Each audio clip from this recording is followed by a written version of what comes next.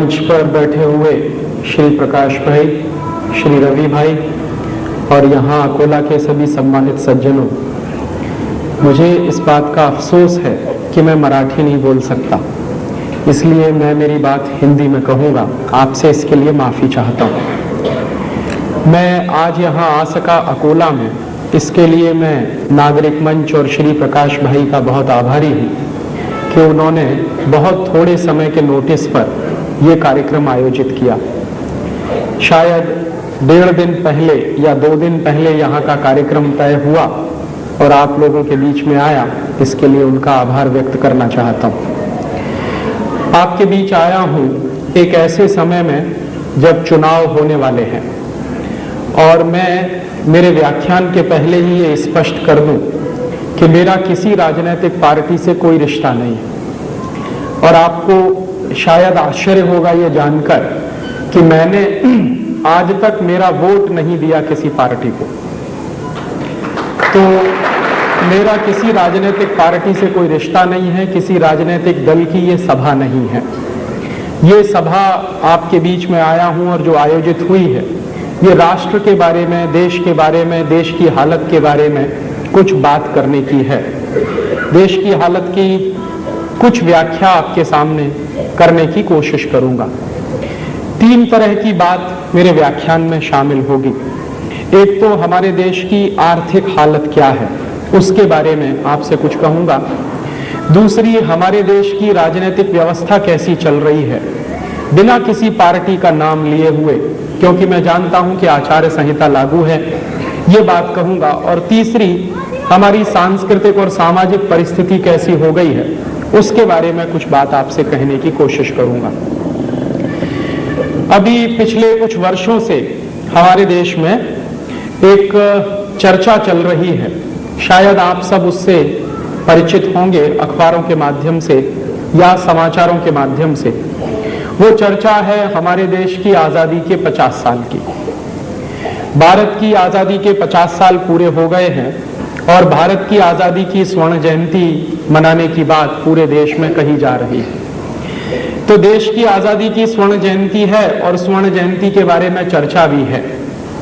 तो एक तरफ तो आजादी की स्वर्ण जयंती मना रहे हैं, एक तरफ तो देश की आजादी के 50 साल का कार्यक्रम मना रहे हैं, दूसरे तरफ देश में ऐसी घटनाएं घटित हो रही हैं जो हमारी गुलामी के बारे में याद दिला रही हैं।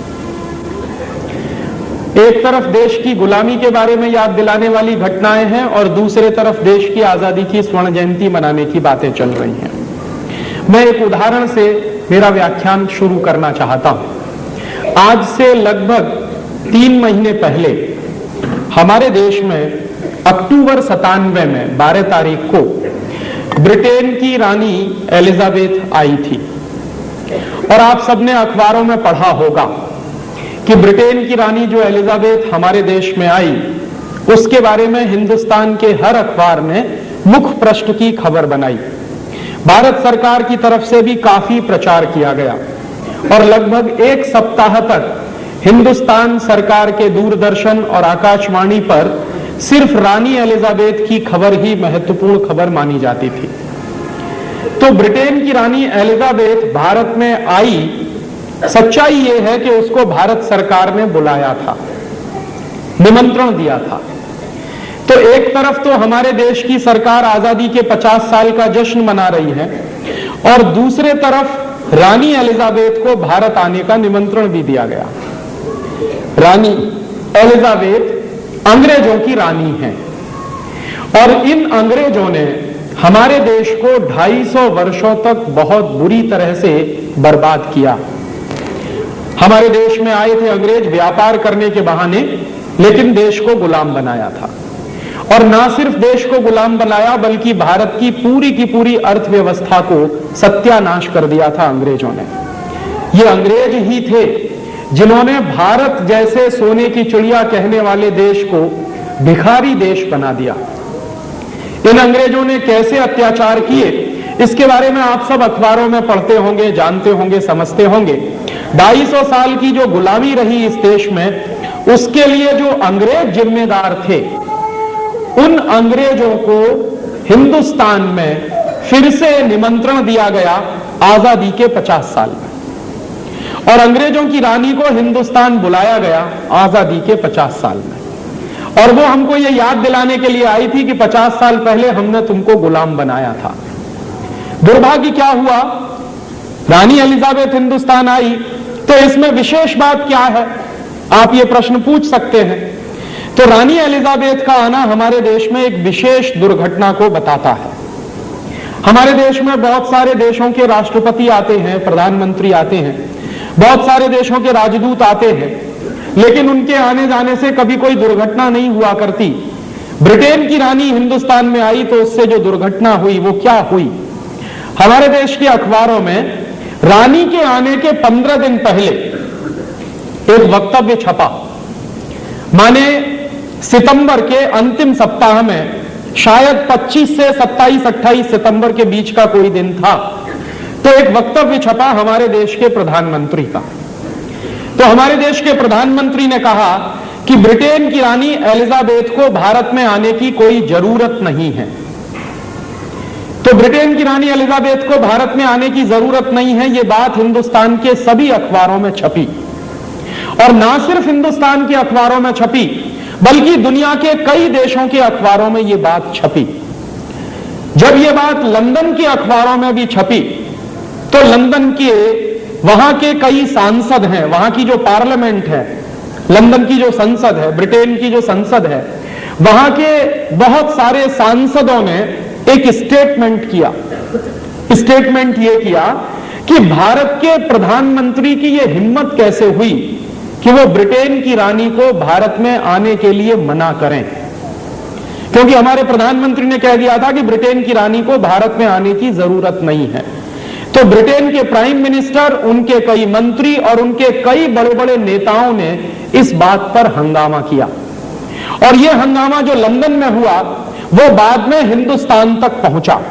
और हमारे देश में क्या हुआ, लंदन से बहुत सारे फैक्स के मैसेजेस हिंदुस्तान के प्रधानमंत्री कार्यालय में पहुंचे, और हिंदुस्तान की सरकार पर दबाव डालने के लिए ब्रिटेन की सरकार ने एक प्रेस वक्तव्य भी जारी कर दिया। वो प्रेस वक्तव्य भी हिंदुस्तान में छपा, दुनिया के तमाम देशों के अखबारों में छपा। तो 24 घंटे पहले हमारे प्रधानमंत्री कहते थे कि ब्रिटेन की रानी को भारत में आने की कोई जरूरत नहीं है। मात्र 24 घंटे के बाद हमारे प्रधानमंत्री ने एक दूसरा वक्तव्य दिया कि ब्रिटेन की महारानी को हिंदुस्तान में आने के लिए भारत सरकार स्वागत करेगी, और ना सिर्फ स्वागत करेगी बल्कि प्रधानमंत्री ने यह भी कहा कि ब्रिटेन की महारानी चाहे तो हिंदुस्तान के किसी भी गांव में जा सकती। 24 घंटे पहले हमारे प्रधानमंत्री कह रहे हैं कि उनको भारत में आने की जरूरत नहीं है, और 24 घंटे के अंदर प्रधानमंत्री ने अपना वक्तव्य बदला और कह दिया कि ना सिर्फ वो भारत में आ सकती है बल्कि भारत के किसी भी गांव में जा सकती। और उसके साथ साथ एक बात और उन्होंने कही कि ब्रिटेन की महारानी को भारत में आने के लिए कोई वीजा लेने की जरूरत नहीं है। माने बिना वीजा के ब्रिटेन की महारानी भारत में आ सकती है। तो हमारे देश के प्रधानमंत्री की गुलामी की हालत का आप अंदाजा लगाइए कि 24 घंटे पहले एक बात कह रहे हैं और 24 घंटे के अंदर आपको वक्तव्य बदलना पड़ा और उनके स्वागत की तैयारी भी करनी पड़ी। ब्रिटेन की महारानी आई, 12 अक्टूबर को दिल्ली में उतरी, तो पुलिस के किसी भी बड़े अधिकारी ने ब्रिटेन की महारानी का वीजा पूछने की हिम्मत नहीं की। कानून जानते हैं क्या है? कानून यह है कि आप दुनिया के किसी भी देश में बिना वीजा के जा नहीं सकते, और अगर आप कभी गलती से अमेरिका जाएं और आपके पास वीजा ना हो तो दो ही बातें होंगी आपके साथ, या तो अमेरिका की जेल में पकड़कर आपको बंद कर दिया जाएगा या किसी हवाई जहाज से वापस आपको हिंदुस्तान भेज दिया जाएगा। ठीक इसी तरह से दुनिया के किसी भी देश का प्रधानमंत्री और राष्ट्रपति हमारे देश में आता है तो उसको वीजा लेना पड़ता है। औपचारिकतावश सरकार वीजा इशू करती है, और बिना वीजा के किसी भी देश में जाने की परमिशन नहीं होती है। हमारे देश के राष्ट्रपति और प्रधानमंत्री जब दूसरे देशों में जाते हैं तो उनको भी वीजा लेना ही पड़ता है। तो दुनिया के किसी भी देश का राष्ट्रपति हमारे देश में आए या प्रधानमंत्री हमारे देश में आए तो उसको वीजा लेने की जरूरत है। ठीक इसी तरह से हमारे देश के प्रधानमंत्री और राष्ट्रपति दुनिया के किसी भी देश में जाए तो उनको भी वीजा लेने की जरूरत है। लेकिन ब्रिटेन की रानी को भारत में आने के लिए वीजा लेने की जरूरत नहीं है। यह बात जब सरकार ने कही तो हमारे जैसे लोगों के मन में प्रश्न पैदा हुआ कि ऐसी कौन सी विशेषता है ब्रिटेन की रानी में जिसके लिए उसको भारत में आने के लिए वीजा की जरूरत नहीं। और हमारे मन में एक प्रश्न पैदा हुआ और इस प्रश्न का जवाब तलाशना चाहिए। इसके लिए हम लोगों ने कई लोगों से बातें करने की कोशिश की। उसी के साथ साथ एक दूसरी दुर्घटना और हुई कि जब ब्रिटेन की रानी दिल्ली आई तो उसको 21 तोपों की सलामी दी गई। यह सलामी हमारे सिर्फ राष्ट्रपति ले सकते हैं और कोई नहीं ले सकता। भारत में सिर्फ राष्ट्रपति को अधिकार है 21 तोपों की सलामी लेने का। बाकी बाहर के किसी भी व्यक्ति को 21 तोपों की सलामी नहीं दी जा सकती। राष्ट्रपति हमारे यहां सर्वोच्च माना जाता है, जो भी संविधान की व्यवस्था है। तो ब्रिटेन की महारानी को 21 तोपों की सलामी भी दी गई। बिना वीजा के वो हिंदुस्तान आई।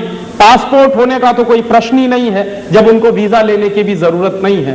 तो जिस तरह का उनका स्वागत किया गया, वो स्वागत देखने के बाद हमारे जैसे लोगों के मन में प्रश्न पैदा हुआ। प्रश्न क्या पैदा हुआ कि ऐसी दुर्घटना हिंदुस्तान में हुई थी सन 1911 में। 1911 में क्या हुआ था? ब्रिटेन का राजा आया था, उसका नाम था जॉर्ज पंचम। अंग्रेजी में उसको कहते थे जॉर्ज फिफ्थ। वो हिंदुस्तान आया था 1911 में। तो 1911 में जब जॉर्ज पंचम भारत में आया था तो बिना वीजा के आया था और उसको उस जमाने में 21 तोपों की सलामी दी गई थी। क्यों हुआ था ऐसा? ऐसा इसलिए हुआ था कि जॉर्ज पंचम भारत का भी राजा था। क्यों? क्योंकि 1911 में हम ब्रिटेन के गुलाम थे और 1911 में यहां पर ब्रिटेन का शासन चलता था, ब्रिटेन का राज्य चलता था। तो चूंकि हम ब्रिटेन के गुलाम थे, इंग्लैंड का राजा हमारा राजा होता था। तो 1911 में जब जॉर्ज पंचम इस देश में आया तो बिना वीजा के आया था और 21 तोपों की उसको सलामी दी गई थी। यह बात इतिहास में हमको मालूम है। तो यह दुर्घटना 1911 में हुई थी। और इसके साथ साथ एक दुर्घटना और हुई थी कि 1911 के साल में जब जॉर्ज पंचम आया था तो हमारे देश के बहुत सारे बड़े बड़े नेताओं ने जॉर्ज पंचम का विरोध किया था। और जॉर्ज पंचम की भारत यात्रा का विरोध करने वाले नेताओं में सबसे महत्वपूर्ण नेता थे लोकमान्य तिलक। लोकमान्य तिलक और उनके साथ जो नौजवानों का संगठन था, उन्होंने भयंकर विरोध किया था और जॉर्ज पंचम को काले झंडे दिखाए गए थे हिंदुस्तान में तमाम जगहों पर। तो नतीजा क्या निकला था कि हमारे देश में अंग्रेजों की पुलिस ने हिंदुस्तानी क्रांतिकारियों को जबरदस्त लाठी चार्ज किया था। क्यों? क्योंकि जॉर्ज पंचम का विरोध करना माने इंग्लैंड के राजा का विरोध करना, माने हिंदुस्तान के भी राजा का विरोध करना, क्योंकि हम इंग्लैंड के गुलाम थे। तो यह दुर्घटना हुई थी 1911 में। यह दुर्घटना चूंकि 1911 में हुई तो मेरे जैसे आदमी के मन में शंका का समाधान हो गया, क्योंकि हम 1911 में गुलाम थे। हिंदुस्तान के क्रांतिकारियों पर लाठीचार्ज इसलिए हुआ कि उन्होंने इंग्लैंड के राजा को काले झंडे दिखाए। हिंदुस्तान में लोकमान्य तिलक और उनके साथी कार्यकर्ताओं पर लाठीचार्ज इसलिए हुआ कि उन्होंने जॉर्ज पंचम का विरोध किया और जॉर्ज पंचम इंग्लैंड के राजा होने के साथ साथ भारत का भी राजा था। तो यह दुर्घटना 1911 में हुई तो मुझको समझ में आता है। लेकिन वही दुर्घटना अगर आजादी के 50 साल के बाद 1997 में भी हो तो मन में प्रश्न उठता है। 1911 में जॉर्ज पंचम बिना वीजा के आया क्योंकि वो इस देश का मालिक था। लेकिन 1997 रानी एलिजाबेथ बिना वीजा के क्यों आई? अंग्रेजों का राजा जॉर्ज पंचम आया बिना वीजा के तो समझ में आता, लेकिन आजादी के 50 साल के बाद भी इंग्लैंड की रानी हिंदुस्तान में बिना वीजा के आती है ये बात समझ में नहीं आई। हमारे देश में आजादी बचाओ आंदोलन और आजादी बचाओ आंदोलन जैसे कई संगठनों ने रानी की यात्रा का विरोध किया, तो हमारे साथ भी वही दुर्घटना हुई जो 1911 में लोकमान्य तिलक और उनके साथियों के साथ हुई थी। बहुत सारे नौजवान क्रांतिकारियों पर रानी के आने के विरोध में जो उन्होंने प्रदर्शन किया, उन पर लाठीचार्ज किया गया, और ना सिर्फ लाठीचार्ज किया गया बल्कि जेलों में बंद कर दिया गया। अमृतसर में बहुत सारे सिख नौजवान थे जिन्होंने रानी को काले झंडे दिखाए, तो पुलिस ने उनको बंद कर दिया। और यह दुर्घटना हो रही थी आजादी के 50 साल में, और हमारी सरकार रानी के प्रोटेक्शन में इस तरह से लगी हुई थी जैसे जॉर्ज पंचम के प्रोटेक्शन में 1911 में कभी यह हुआ होगा। तो यह जो दुर्घटना हुई हमारे देश में, इस दुर्घटना के पीछे कोई बहुत बड़ा कारण है, यह जानना चाहिए। हम लोगों ने उस दिशा में प्रयास शुरू किया। मेरे एक वकील दोस्त हैं, सुप्रीम कोर्ट में प्रैक्टिस करते हैं। मैंने उनसे पूछा कि भारत में ब्रिटेन की महारानी आए और उसको बिना वीजा के भारत में घुसने की परमिशन मिले, इस बात की कोई लीगल वैलिडिटी है क्या? तो उस वकील ने मुझे कहा कि हां राजीव भाई, इस बात की पूरी लीगल वैलिडिटी है कि ब्रिटेन की रानी को भारत में आने के लिए वीजा लेने की जरूरत नहीं है। तो मैंने उन वकील से कहा कि यह सिर्फ एक स्थिति में होता, ऐसी लीगल वैलिडिटी एक ही स्थिति में होती है, और वह स्थिति क्या होती है कि मान लीजिए आप जब हिंदुस्तान से अमेरिका जाएं या इंग्लैंड जाएं या फ्रांस जाएं या किसी भी देश में जाएं और वापस अपने देश में लौटें, तो आपको वीजा नहीं पूछा जाएगा, आपका पासपोर्ट भी चेक नहीं किया। क्यों? क्योंकि आप अपने ही देश में वापस लौट रहे हैं। तो आप जिस देश के नागरिक हैं, उसी देश में जब आप वापस लौटते हैं तो आपको ना तो वीजा पूछा जाता है ना पासपोर्ट पूछा जाता है।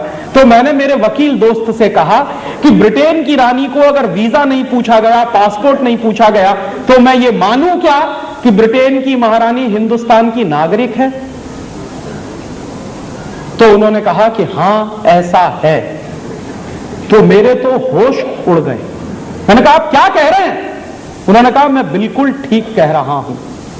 तो मैंने कहा कि अगर ब्रिटेन की महारानी हिंदुस्तान की नागरिक है और इस बात की लीगल वैलिडिटी है, तो हमारी आजादी का मतलब क्या है? एक तरफ हम कहते हैं आजादी के 50 साल, एक तरफ हम कहते हैं भारत की स्वर्ण जयंती आजादी की, और दूसरी तरफ ब्रिटेन की महारानी हिंदुस्तान की अगर नागरिक है, तो इस आजादी का मतलब क्या है? तो उन्होंने कहा कि तुम लोगों को शायद मालूम नहीं है कि हमें आजादी नहीं मिल पाई है अभी तक। तो मैंने कहा कि आप क्या कह रहे हैं? तो उन्होंने कहा कि मैं सच कह रहा हूं, एक कानून है, उसको अगर तुम पढ़ोगे तो तुमको समझ में आएगा कि भारत अभी तक आजाद नहीं हुआ है। तो मैंने कहा वो कौन सा कानून है? तब उन्होंने मुझे बताया कि 1947 के साल में एक कानून बना था जिसका नाम है इंडियन इंडिपेंडेंस एक्ट, और यह कानून बना था 4 जुलाई 1947 को, माने 15 अगस्त से लगभग 10-15 दिन पहले। तो यह कानून बना था हमारे देश में आजादी के पहले, और इस कानून का नाम है इंडियन इंडिपेंडेंस एक्ट। उस कानून के आधार पर ब्रिटेन की महारानी अगर हिंदुस्तान में आएगी तो उसको वीजा लेने की जरूरत नहीं है। तो मैंने कहा कि वो कानून आप मुझे दे सकते हैं पढ़ने के लिए? तो उन्होंने कहा मेरे पास तो उसकी कॉपी नहीं है। तो मैंने कहा कहां से मिलेगी? तो उन्होंने कहा कोशिश करो भारत की संसद की लाइब्रेरी में मिल जाए, तुमको पार्लियामेंट की लाइब्रेरी में मिल जाए। हम लोगों ने बहुत कोशिश की, नहीं मिल पाई। फिर दूसरी एक कोशिश की तो उसमें थोड़ी सफलता मिली। उस कानून की फोटोकॉपी लंदन से आई, लंदन के हाउस ऑफ कॉमन्स की लाइब्रेरी में पड़ी हुई है। तो वहां से वो कॉपी आई, और सबसे पहले हम लोगों ने वो कानून को पढ़ने की कोशिश की। तो उसमें लिखा हुआ है, पूरे कानून की बातें 70-80 पन्नों में हैं, लेकिन कानून के प्रियम्बल में बहुत साफ साफ लिखा हुआ है। एक वाक्य लिखा है, 4 जुलाई 1947 को पारित हुए इंडियन इंडिपेंडेंस एक्ट में, और यह कानून पारित क्यों किया गया है? भारत की आजादी के लिए यह कानून पारित किया गया ब्रिटेन की पार्लियामेंट में। माने हमको आजादी मिल रही है तो हमारी आजादी का कानून विदेशी संसद में पारित हुआ है, और अगर हमारी आजादी का कानून एक विदेशी संसद ने पारित किया है तो वो विदेशी संसद अगर उस कानून को वापस ले ले तो हमारी आजादी का क्या होगा? क्योंकि जो संसद कानून पारित करती है वही संसद उस कानून को वापस भी ले सकती है। तो मान लीजिए 4 जुलाई 1947 को वो कानून पारित हुआ है लंदन में, तो कल को वो लंदन की पार्लियामेंट से वापस हो जाए तो हमारी आजादी के सामने पूरा प्रश्न चिन्ह लग जाएगा। दुर्भाग्य हमारा आपका जानते हैं क्या है कि हम आजाद भी हुए हैं तो ये कानून अंग्रेजों ने तय किया है, हमने तय नहीं किया है। हमारी आजादी के बारे में हमने तय नहीं किया। वो कानून क्या है? 4 जुलाई 1947 को लंदन की पार्लियामेंट में जो कानून पारित हुआ है उसके प्रियम्बुल में एक वाक्य लिखा हुआ है। उस वाक्य का अंग्रेजी में क्या भाषांतर है? After 15th August 1947 India and Pakistan will be 2 dominion states. 15 अगस्त 1947 के बाद भारत और पाकिस्तान 2 डोमिनियन स्टेट्स बनेंगे। डोमिनियन स्टेट्स का माने क्या होता है? दुनिया के किसी भी देश की डिक्शनरी में आप डोमिनियन स्टेट्स का मतलब ढूंढिए तो उसका एक ही मतलब होता है, डोमिनियन स्टेट्स का माने एक बड़े राज्य के अधीन कोई छोटा राज्य। तो हम 15 अगस्त 1947 के बाद भारत और पाकिस्तान डोमिनियन स्टेट्स बने हैं, ना कि इंडिपेंडेंट नेशन। और चूंकि हम डोमिनियन स्टेट्स बने हैं तो हैं किसके हम डोमिनियन स्टेट्स? यूनाइटेड किंगडम के या कॉमनवेल्थ के। तो 15 अगस्त 1947 के बाद हमारी हैसियत क्या बनी है? हमारी हैसियत बनी है कि हम यूनाइटेड किंगडम और यूनाइटेड किंगडम के बनाए गए कॉमनवेल्थ के डोमिनियन स्टेट्स हैं, ना कि हम इंडिपेंडेंट नेशन। और अगर हम इंडिपेंडेंट नेशन नहीं है तो बात समझ में आती है कि आज भी ब्रिटेन की महारानी हमारी महारानी है, क्योंकि हम डोमिनियन स्टेट्स हैं। और यह बात अगर 4 जुलाई 1947 के कानून से है तो मेरे मन में सबसे बड़ा प्रश्न आजकल जो उठ रहा है वो ये कि 50 साल से इस देश की राजनीतिक पार्टियां क्या कर रही हैं। यह बात तो हिंदुस्तान की संसद में आनी चाहिए थी। शायद पिछले साल आपने देखा होगा 14 अगस्त की रात को 12 बजे भारत की संसद में एक संयुक्त अधिवेशन हुआ। तो जो बात मैं आपसे कह रहा हूं वो बात भारत की संसद में आनी चाहिए कि हम 50 साल पहले अंग्रेजों द्वारा बनाए गए एक कानून के आधार पर डोमिनियन स्टेट्स बने हैं, ना कि हम इंडिपेंडेंट नेशन। तो हम इंडिपेंडेंट नेशन कब बनेंगे? कितने साल और लगेंगे उसमें? और अगर हम इंडिपेंडेंट नेशन नहीं हैं तो फिर आजादी की ये स्वर्ण जयंती क्यों मना रहे हैं? किसके गले पे तमाचा मार रहे हैं आप? और वो बात जब समझ में आई तो बिल्कुल स्पष्ट हो गया कि रानी अगर आएगी हिंदुस्तान में तो बिना वीजा बिना पासपोर्ट के ही आएगी, क्योंकि आप उनके डोमिनियन स्टेट्स हैं। और इस बात को आप एक दूसरी जगह और देख सकते हैं। जो लोग यहां बैठे हैं इस सभा में, अगर वो वकील हों और वकालत करते हों तो आप भारत के संविधान को उठाकर देखिए। भारत के संविधान में कहीं भी इंडिया एज ए नेशन इस्तेमाल नहीं किया गया है, हर जगह स्टेट शब्द इस्तेमाल किया गया है। पूरे कॉन्स्टिट्यूशन, हमारे पूरे संविधान में भारत के लिए नेशन नाम का शब्द नहीं है, हर जगह इंडिया स्टेट के रूप में इस्तेमाल किया गया। तो हम सिर्फ एक राज्य बनकर रह गए हैं, राष्ट्र बन नहीं पाए हैं। कानूनी रूप से हमारी यह हैसियत है।